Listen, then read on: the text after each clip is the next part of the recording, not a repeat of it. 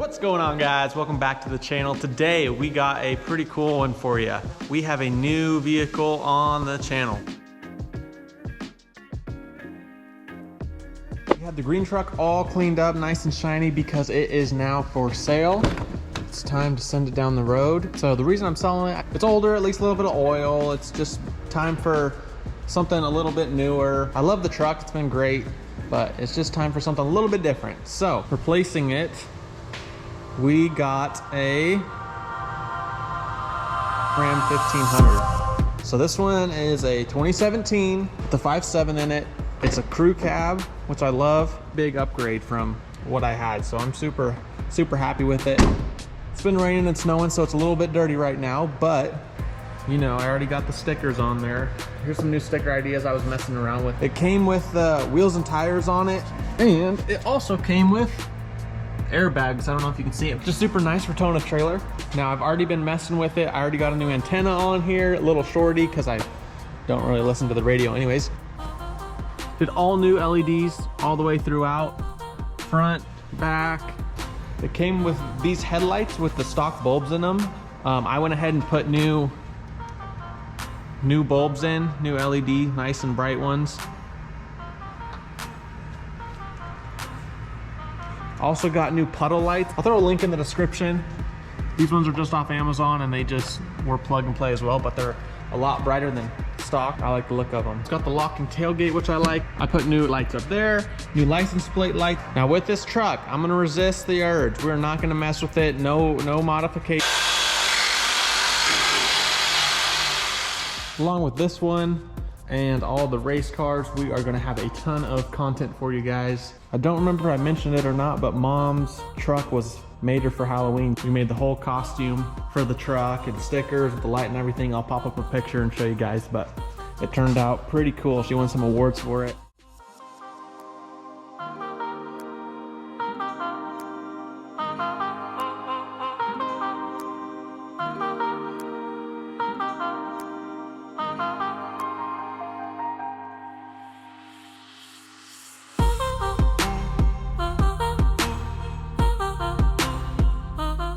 We're gonna go over the best way that I found to debadge here. So we're gonna need a couple things. First off, we are gonna need a heat gun, or some people use a hair dryer. We'll need some fishing line, glasses, gloves, and then a drill with one of these eraser wheels.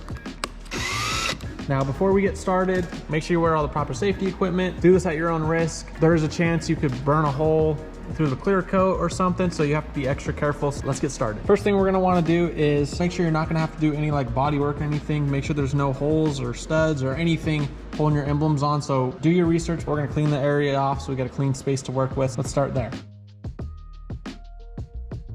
Next thing we're gonna do is hit the emblems with a heat gun just on low, and keep an eye out on your paint. Make sure you're moving around, not holding it in one spot. It shouldn't take much, but just be super careful of where you're doing it and not to overheat anything. After we get these heated up, I'll break off some fishing line and carefully work these emblems off. They'll pop off super easy once everything's heated up. After that, there is just the sticky tape on there, and then we'll use the eraser wheel on a super low speed. We're gonna go literally just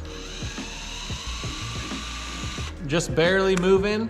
That way we're extra careful. It's gonna take a little bit longer, but that way we're making sure we're not gonna hurt anything. Just gonna work it with the eraser wheel, spray it off with some air and wipe it down, and it should be good to go. So let's get started. Since this truck is a few years old, there is a chance that the paint will be a different color a little bit underneath. Keep that in mind. I'm willing to take that chance. If your truck's not brand new off the lot and you're doing this, there is a chance.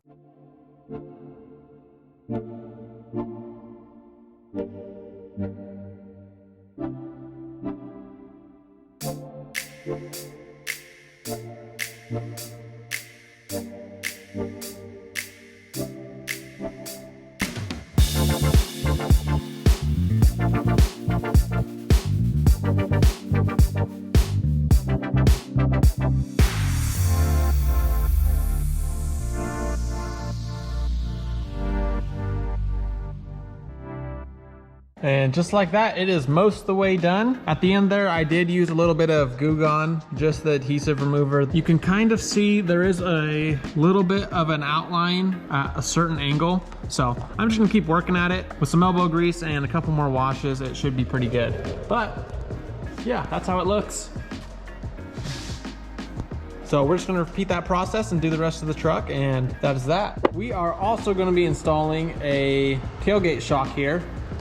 It just goes on the driver's side. It's a real easy upgrade to get the tailgate to drop nice and smooth. And also, from everything I've read and researched, it does not affect how fast you can lift the tailgate back up. That'll be really nice. It was super cheap for what it was. I'll put a link in the description. Yeah, we're gonna pop this guy on and we'll show you how it works.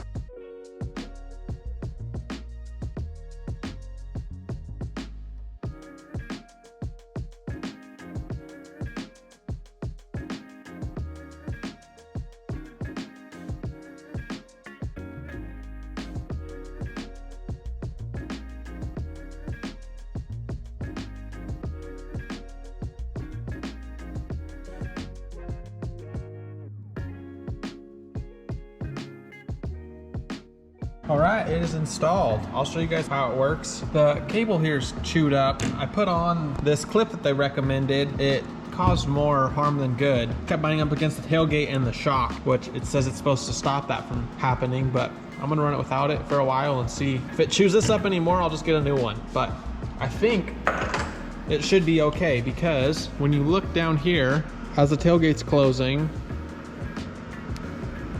you can see there's some wiggle room and everything shuts nicely.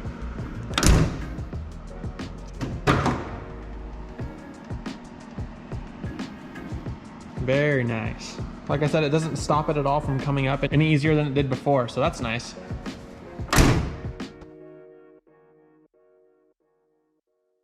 We are going to be getting rid of the lap belts and putting in some harnesses. These are just 3-point. It bolts up directly to where my old lap belts were. We got some hardware. We're gonna throw these in and see how they look. The old lap belts that were original actually are going in the 71 Suburban. We just got it back from getting painted. It looks really good. Let's get you guys set up and we're gonna throw these harnesses in.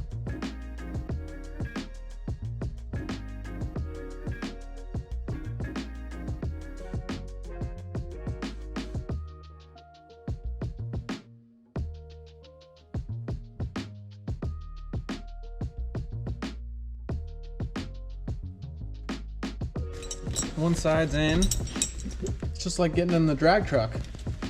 There's a couple things that I'm probably going to end up changing.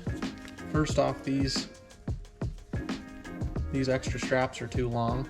So I can always cut these and resew them.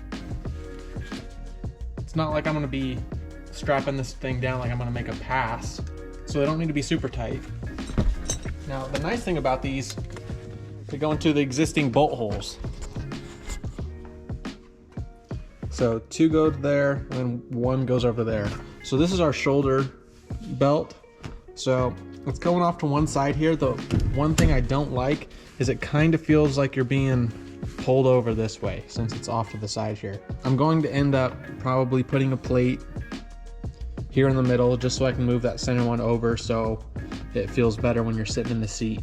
For now, I'm gonna leave it as is and drive around with it for a while this next season and see how bad it really is, but I'm guessing that's what we're gonna have to end up doing, which not a big deal.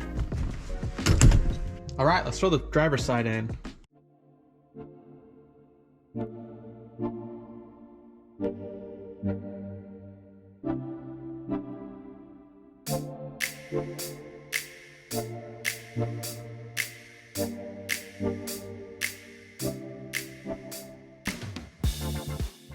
On this side, I actually swapped that center bolt hole over to the inside rather than the outside, and that did seem to help. That feeling of being pulled over isn't really there, so I got some stuff to play with. Yeah, it's pretty solid. Again, it's not going to be cinched down like I'm going to make it a pass, and I still need to be able to reach around, so it's not going to be super tight anyways. but I really like the look of it. All right, guys, that'll be it for today's video. As always, thank you so much for watching, and we will catch you next time.